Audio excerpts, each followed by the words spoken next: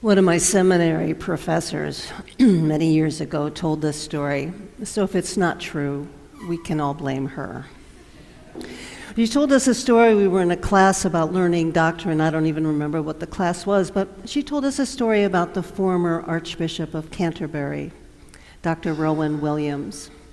Dr. Williams was fond of traveling, and still is, around the United States. And apparently, at one point, he went to a Dallas football game. He is reported to have said after leaving the game that he finally understood what Americans meant by having a religious experience. He understood what Americans worship and how we worship. Now, I'm sure he was being tongue-in-cheek, but it's a good question. What do you worship? What do we worship? We worship something. It may not be the God we were taught to worship as children, or it may not be whatever it is that is part of the common canon, but we all worship something. And as I invite you perhaps to give a moment to thinking about what that is, the next question is, how do we worship? And it turns out that how we worship really, really matters. And that if I were to have an in-depth conversation with each and every one of you here about what you worship and how do you worship it, there would be different answers. Different answers because the experience of connecting with our sense of the holy, our sense of mystery, our sense of the divine is intensely personal and intensely different for all of us. Which is why our religious ancestors, the Puritans, had a lot of fights over it. And those fights, I'm going to just tell you a little bit about some of them, but those fights are illustrative of some of the conflicts we experience today in our congregations. These things don't go away. How we worship, once I find or you find that connection that sustains you, that connection that somehow makes you feel you are a part of something bigger than you are, you don't want to let it go. And if the person sitting next to you says, nah, that's not the way to reach the holy, you get really mad, which is what happened to the Puritans. So it turns out that the very first book ever published in the Puritan colonies was the Bay Book of Psalms. It had a fancier title, but it was a book of Psalms. Because as I told you earlier, the Psalms are part of this incredibly long and rich history of lament, of celebration, of thanking the universe for its bounty. The Bay Book of Psalms, if a congregation was lucky to have one copy, they were expensive. Many people didn't know how to read, and the practice was a song leader, who would usually be a deacon, would read out a line of the psalm. As I said, there were 150 of them, and some kind of little notation aloud of what the music might be, and everybody would sing the way they thought it should be sung. Which is generally not what the person next to them thought, but I digress. Now, the Puritans were not known for their love of singing. In fact, they're descended, and we're descended from one of the great leaders of the Reformation, John Calvin. John Calvin thought singing in church was basically a sin. Martin Luther was different. He loved, and he even wrote hymns. So go figure. But anyway. So in the First Church of Boston, there's a record of a congregant who was excommunicated because he complained about the practice of baptism, he complained about having a covenant, and he complained about singing in church. This is the record. Our brother John Spur was excommunicated from the fellowship of the church. He professed he could hold no more communion with the church as it stood.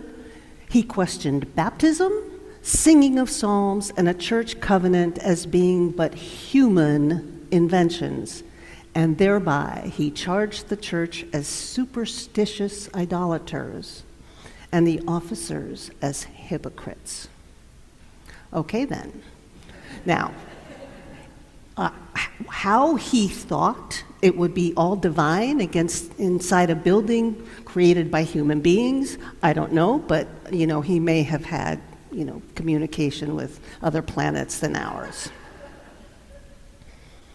It's reassuring to me in a weird way that these conflicts occurred, and that wasn't the only one. A few years later, that same church excommunicated Sister Hogue for, quote, disorderly singing.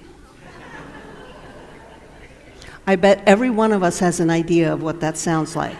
Am I right? Sadly, they don't describe it, but we can imagine the way it was. It matters what we sing and how we sing. It matters whether we're listening to it or we're participating in it. Every study that's ever been done shows that music in a religious context touches many parts of our spirits and our bodies. It connects us, often instantly. It helps us process emotions. That's why the Psalms have all the emotions, the lament at those times that when we're afraid, those times where, in fact, the Psalms say, God, how long are you going to put us through this stuff? Right? Like, really? I could say that right now, yeah? How long? I need to know. In 1721, Dr. Cotton Mather, whose father's name was Increase, which I personally think is the best Puritan name ever. Increase Mather was a big fan of his son. Dr. Cotton Mather was he wrote probably 15 million sermons, maybe not, but a lot. He was very involved in the Salem witch trials. He had a great deal to say about witchcraft. But he also had a great deal to say about music. And in describing the singing in New England congregations, this is what he had to say. Their singing, and this is a direct quote, over time has degenerated into an odd noise. One of his colleagues, I'll read you the title because it's so hilariously long, wrote a pamphlet with the same complaint. And this pamphlet is entitled, The Reasonableness of Regular Singing or Singing by Note, in an essay to revive the true and ancient mode of singing psalm tunes according to the pattern of our New England psalm books, the knowledge and practice of which is greatly decayed in most congregations.